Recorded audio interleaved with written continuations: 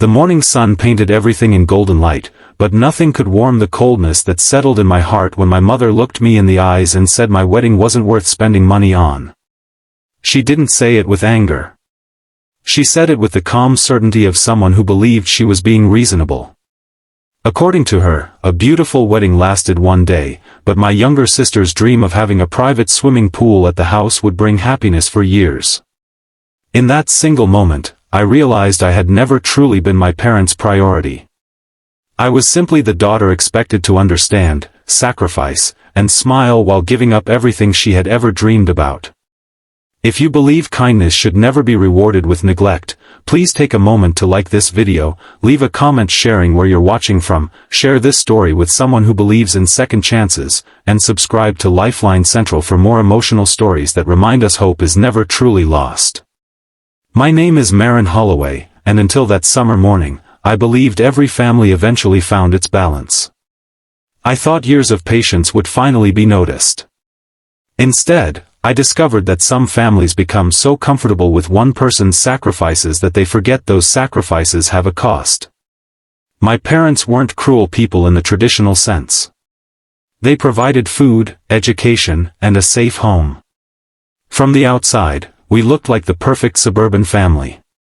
My father, Nolan, owned a successful construction company. My mother, Iris, managed every detail of our lives with remarkable organization.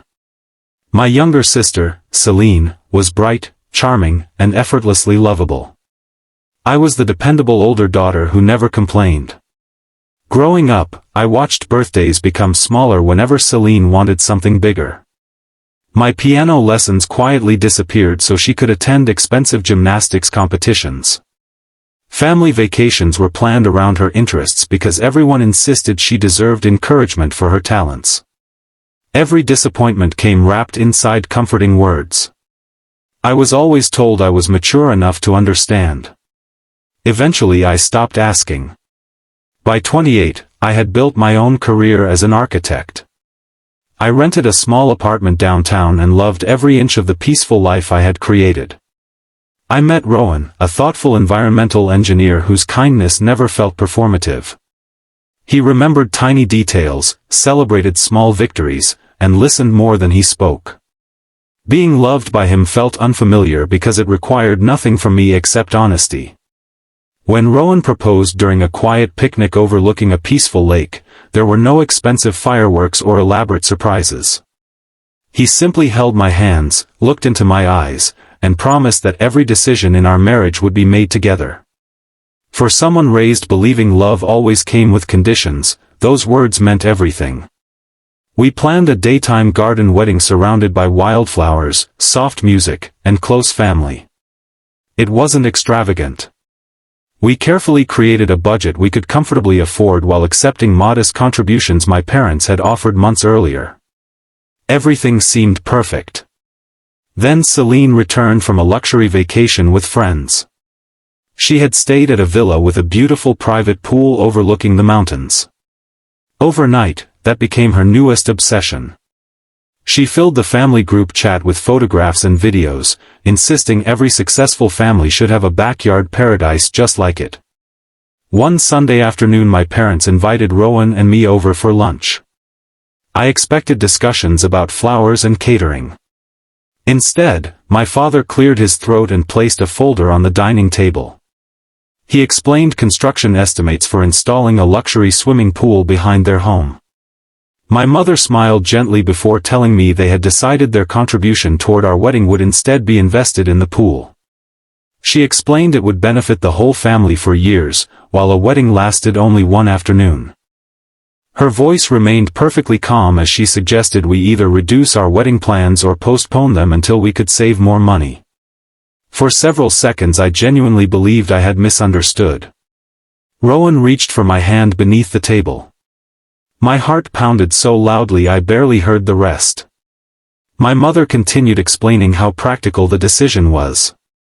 She reminded me I had a stable career and could easily pay for the wedding myself. Celine deserved something exciting because she had always dreamed of a luxurious backyard where friends could gather every summer. The painful truth was that Celine had never mentioned wanting a pool until 3 weeks earlier. Years of quiet acceptance suddenly crashed into me. I wasn't angry because of the money. I was devastated because my wedding represented the beginning of my own family, yet my parents considered it less important than satisfying another temporary wish. Driving home, tears blurred the streets outside the windshield. Rowan didn't offer empty reassurance. Instead, he quietly asked one question. What kind of wedding would make you happy if nobody else's opinion mattered? Nobody had ever asked me that before. That evening we cancelled every unnecessary luxury. We kept the garden ceremony, invited fewer guests, and focused on creating meaningful moments instead of expensive decorations. Friends volunteered to bake desserts. A local musician offered discounted performances after hearing our story. My co-workers surprised us by designing handmade centerpieces filled with seasonal flowers from community gardens. Little by little, disappointment transformed into determination. Meanwhile, word quietly spread throughout the family. My grandparents learned why the guest list had suddenly become smaller. My favorite aunt called asking whether everything was all right. Neighbors began hearing conversations about the new pool project.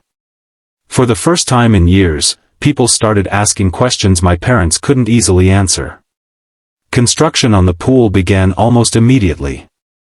Massive machines tore apart the perfectly landscaped backyard. Every social media post from Celine celebrated another stage of the project while my wedding countdown passed almost unnoticed.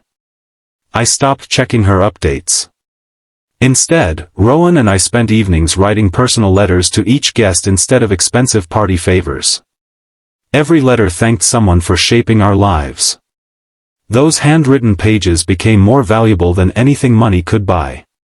As the wedding day approached, something remarkable happened. People weren't talking about decorations or catering anymore. They were talking about loyalty.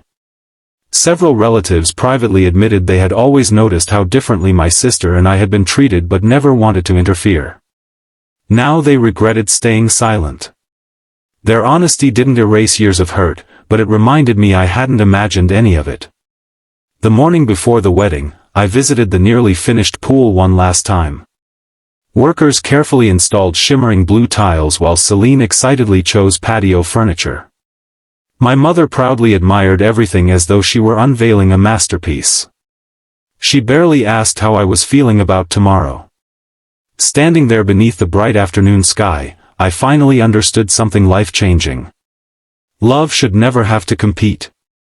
A daughter should never have to earn the celebration of one of the most important days of her life. And sometimes the greatest gift isn't receiving what you expected.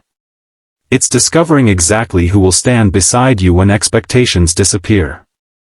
As our wedding morning arrived, sunlight poured across the botanical gardens where rows of white chairs waited beneath blooming trees. Volunteers laughed while arranging flowers. Friends hugged each other like family. The atmosphere felt lighter than I had imagined possible. For the first time in my life, I wasn't trying to make everyone else happy. I was simply preparing to begin a new chapter built on mutual respect, compassion, and genuine love. If this story has touched your heart so far, please like this video, leave a heartfelt comment, share it with someone who needs hope today, and subscribe to Lifeline Central. Your support helps these stories reach people who may need them the most.